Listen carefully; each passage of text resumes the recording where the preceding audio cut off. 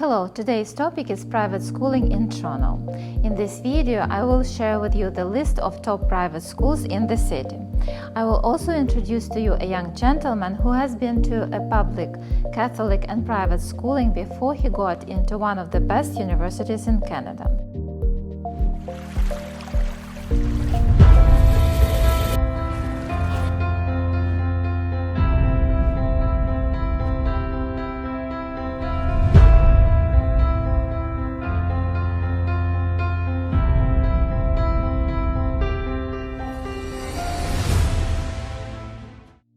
Hello, I am Olena. I am a real estate broker here in Toronto. I help my clients to relocate to Toronto or simply to move within great neighborhoods in the city.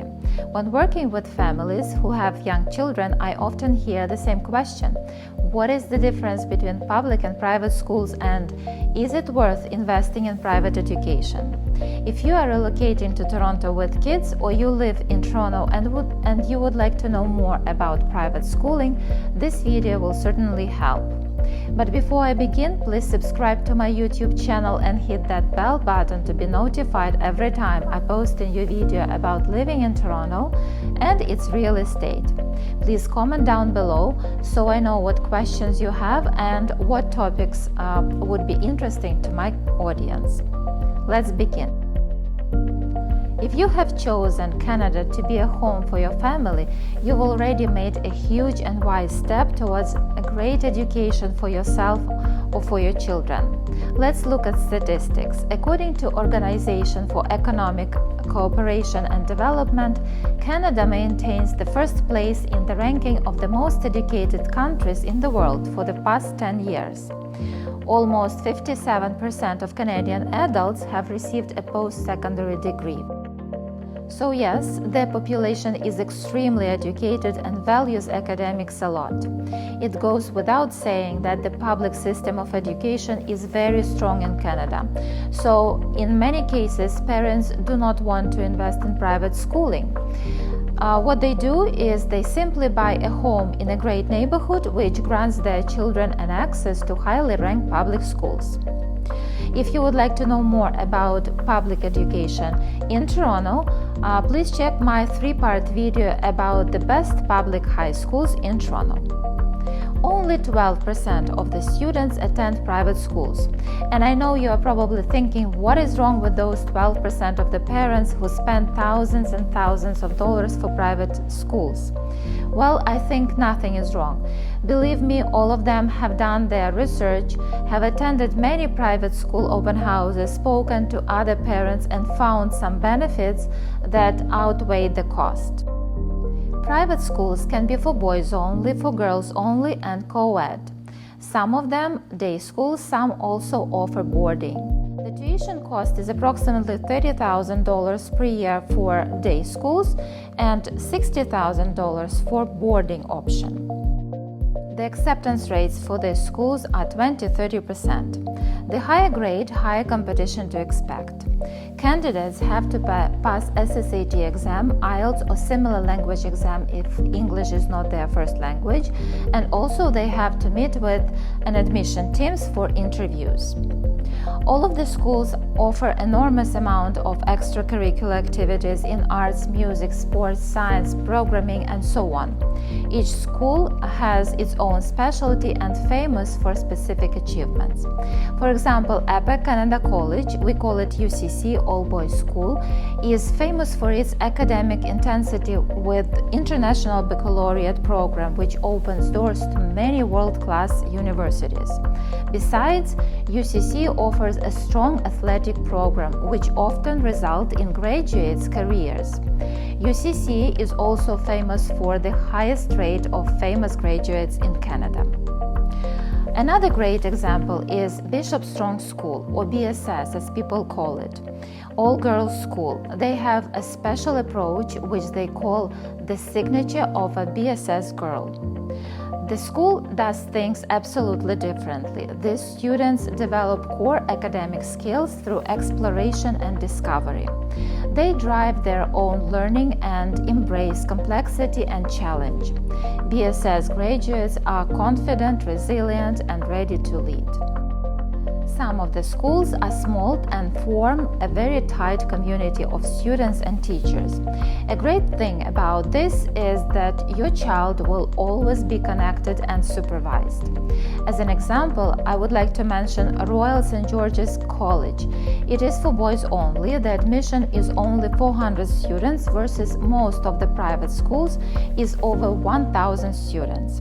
They practice relational teaching and also they implement a good balance between pushing boys and encouraging them. It is a very special school and I would like to talk about it a little bit more. It was founded as an Anglican choir school in the tradition of the great collegiate and cathedral choir schools in the United Kingdom. It is the only pre-university school in Canada authorized to use the royal designation. Some of the private schools are founded as Catholic or Anglican schools. They still remember their history, however, the church's influence became less noticeable in the recent years. The schools embraced the new demographic trends in the country and in the entire world. My younger daughter, Sophia, attends Havergal College, which was founded as a school with a strong Anglican influence. Nowadays, not only all the religions are welcome, but the school celebrates and honors their main holidays and traditions. Every day, the students have a special time before classes, and they call it prayers. They say a very neutral general prayer, thanking for everything they have. They also recognize their achievements, and if there is any holiday for the students of another religion, they will greet them and listen to the tradition of this holiday to educate themselves. By the way, Havergal College is one of the oldest schools in Canada and it has a huge outdoor area for lots of sports and other activities. The acceptance rate to the school is 30% and the school has 100% university placement. If your child demonstrates an excellence in academics and is ready for an advanced program, then I can recommend two perfect schools, the York School and University of Toronto schools. Both of them are co-ed and both are not for gifted children, at least in names, but the ideal student is one who thrives within a challenging, brisk academic environment. The acceptance rate for both of schools is under 20%. The York School offers the International Baccalaureate program and the schooling process is fully integrated into a high technology. Just recently, the school was rebuilt and the new environment inspired a new academic approach. My children used to be students in the school and I must say that it was an excellent environment to study and to grow. The only thing that was missing was a lack of outdoor space, so the students have to use some public school amenities. The University of Toronto Schools is known for its affiliation with the University of Toronto. This fact gives an unbelievable acceleration for its students. Probably this is the main reason that the school has two Nobel laureates and many famous alumni.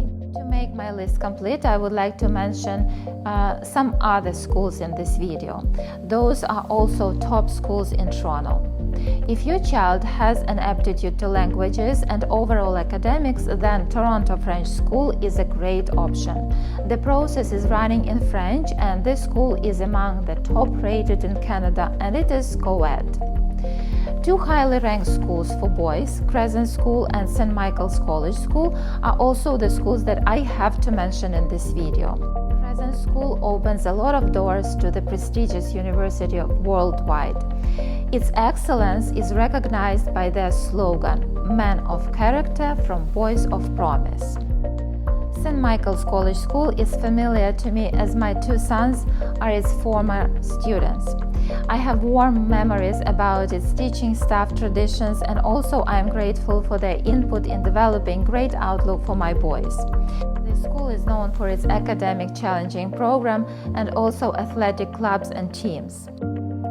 Branksome Hall and St. Clement's are two equally great options for girls, and I have to mention them in this video as well. Old traditions, excellent academics, great learning environment, and a lot more. These two schools are located within two outstanding family-friendly neighborhoods. Branksome Hall features a big green outdoor space around the school, even though St. Clement's has a restricted area.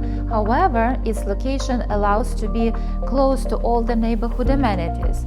This fact doesn't affect the popularity of this school. This is a very short overview of the most sought-after private schools in Toronto. When choosing the right one for your children, make sure to do a lot of research and attend as many open houses as possible. It will help you to match a right school environment to your child's personality and talents. I would like to introduce to you my today's guest. This is Alex, my eldest son. He is actually a very great example of a child who was brought to Canada when he was 11 years old. And he had that good chance to try different types of schools. He has been to Catholic, public, and private schools. Today, he is going to share with us his experience. So, hello, Alex. My first question to you, could you please introduce yourself, what you do right now? Well, I'd like to appreciate for having me here. It's certainly a pleasure. I'm a big fan of your videos on YouTube. What I am is a student at Ivy Business School, one of the most prestigious business schools in Canada. I am a researcher, so I like to write a lot about technology, entrepreneurship, and also I am an entrepreneur, and currently I'm starting my own venture in technology. So Alex, you were brought to Canada when you were 11 years old, and your first school was St. Anne. Could you please share with us your first experience when you first came to Canadian school? Sure. Well, to understand the public, or I guess Catholic system, you have to really understand the government it's in. So there are three types of educations you can get here in terms of schools. So public, private, and Catholic. So to understand public school, you have to understand that it was derived from the USA, US educational system, and it was developed in the industrial era when people started to earn serious money, and government said, what are we going to do with all these people? They need to be educated. And so the public system is designed to make you a good citizen. Where Catholic school differs is that it designs you to be a good person. So there are two dimensions there. And of course, private school is more focused on, I would say, giving more attention to the person, making sure, customizing, I guess, the educational experience. So I guess as a parent, like your father and I, we were absolutely right to have chosen the school to make you a good person. St. Anne certainly has played a role in that, although I've been there only for 1 year. It was an experience more of a deep dive into the Canadian culture, I suppose, and it was primarily an Italian school, and so I had the opportunity to meet wonderful people from various cultures, but primarily from Italians. And what was your biggest challenge in that school? Well, seeing as it was my first year in a different country, it was definitely adapting to the new culture and right. I guess learning the ropes. And so what I found is that European system education is slightly different from Canadian in that it is more rigorous. The European system is a lot more rigorous than Canadian in the first couple of years of education, and then that's why so when I came to Canada, I actually had to skip a grade. So I went into grade 8 instead of grade 7. And for me, it was slightly easier because people still, used calculators to calculate stuff. And in Ukraine, we didn't do that. So a little less rigorous than I would say the global standard is, but it sure does pick up around high school and university. And being a student in Catholic school, does it mean that you are saying prayers all day long? Well, it is called Catholic school for a reason. You do certainly have a class that's called religion, and you do study Christian beliefs. But Catholic school is not much more than just a way to teach you to be a good person. And a good person, to be a good person, is pretty much universal. If you look at it, most people in the world agree that in order to be good, there are certain things you have and have not to be, you have to do and not do. And so that means differentiate between evil and good, and teaching how to follow the ethics or commonly accepted ethics. So sure, there was a Christian or Catholic aspect of it, but mostly it was just teaching the people how to be good people. I just wanted to make a remark here that Canada is very multicultural. That's why all the schools, and including the Catholic schools, they are very accepting and tolerating to all the religions and confessions. So, Alex, your next school was Lawrence Park Collegiate Institute. It was a high school, highly ranked in the heart of Toronto, with high standards. So could you share your experience? What is the difference between Catholic school that you've been to, and then you came to Lawrence Park, which is public school? So what is the main difference? What were your challenges? Sure. So the main difference between St. Anne and Lawrence Park Collegiate Institute, or LPCI for short, is that St. Anne was a middle school, so obviously the program is a bit less rigorous than high school.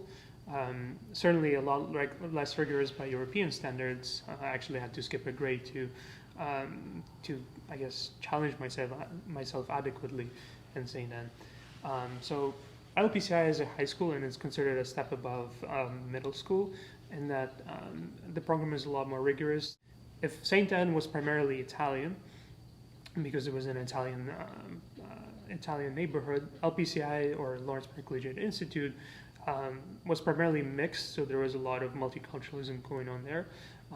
And of course, there are a lot more opportunities to explore your interests because the program is a lot less strict in the oversight. You have a lot more leeway with the curriculum you want to pick, and of course, the clubs are a little more extensive because the system is designed to follow the development of a person, in that during this age of high school, usually people explore interests, and so therefore there are a lot more opportunities to build your leadership skills and explore your interests. Were you challenged enough? I would say I was adequately challenged. Of course, I still had the English barrier. It was difficult to, I guess, participate in the regular English classes, but of course, anything can be overcome with hard work. And that's what I did. I worked more than my peers. I understand that. So the next school that you were accepted was the York School. Yeah. And I would like also to tell that the York School was not the last school that you've been to. The next was St. Mike's. So the York School and St. Mike's College School are two schools that represent private education. So can you tell us what is the difference between public education and private education from your experience, and plus what was the difference between the York School and St. Michael's School? Because every private and public school has its specialty, right? So could you please talk about that? Of course. So the main difference between private and public school is that, of course, the obvious aspect of it is that private school you have to pay for your education.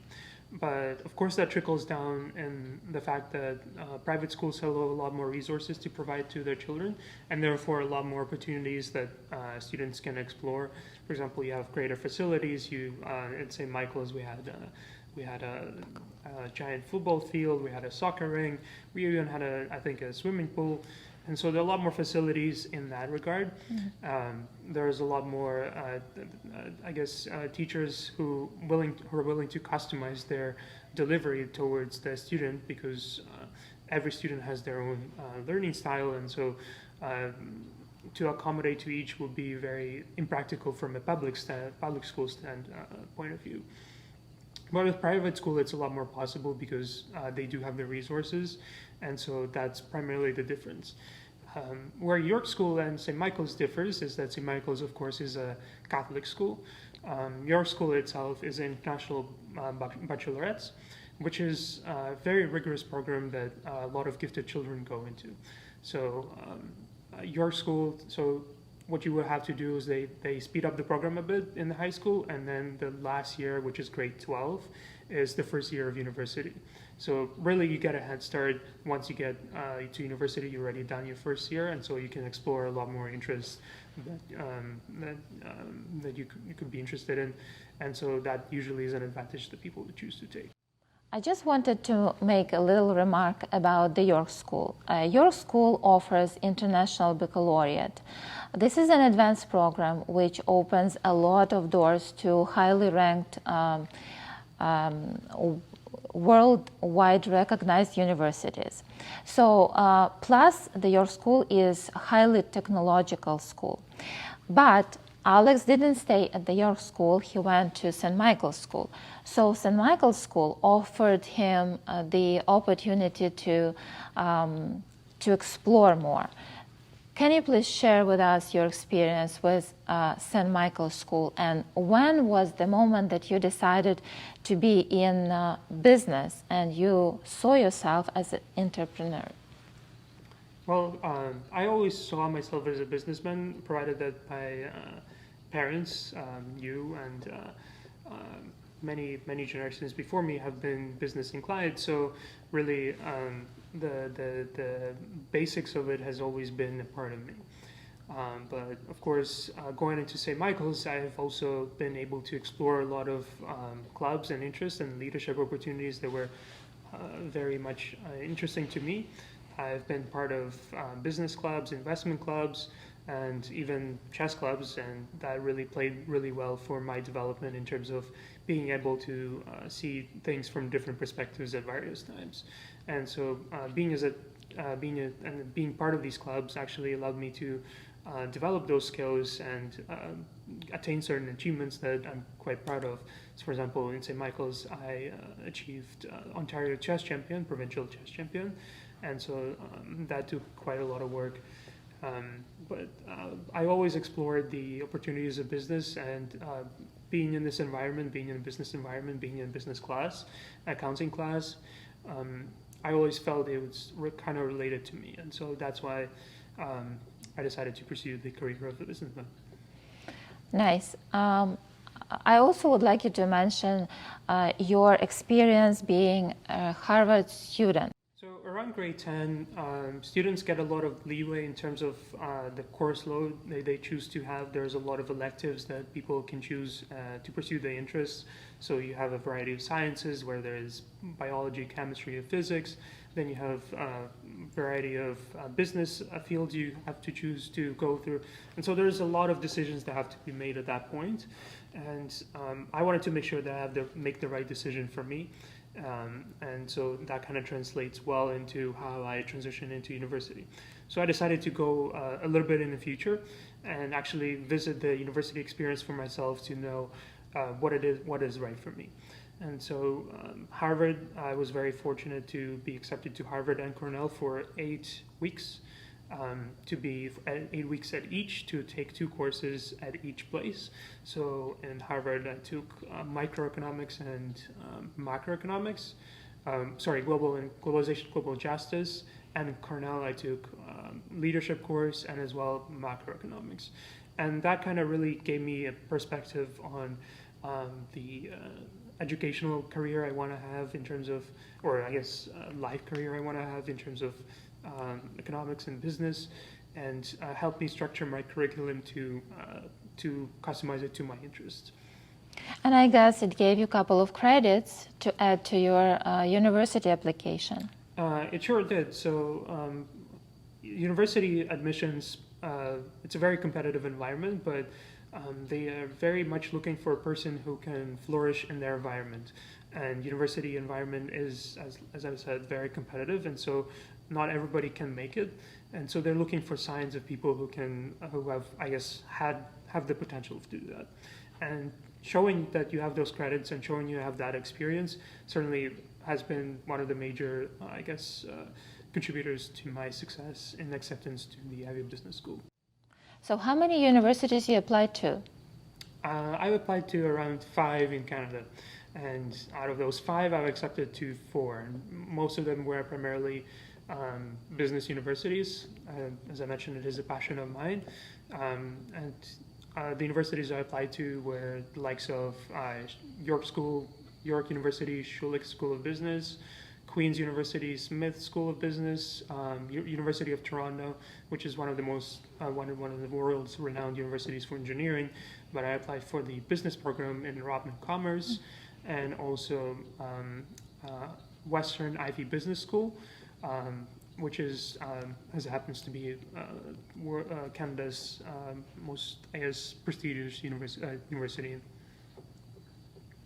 I understand. So your results are pretty much impressive, and I think that I can, as a parent, I can be proud of my son growing from a newcomer to a successful student and hopefully to a successful man in this environment. Thank you for coming to my interview. Thank you for your time, and I hope we will see you in my next videos. If you are relocating to Toronto and you have questions about private schools in Toronto or any other questions about living here, please contact me for a consultation. Also, don't forget to subscribe to my YouTube channel and hit that bell button to be notified each time I post a new video. Thank you for watching, and I will see you soon on my YouTube channel.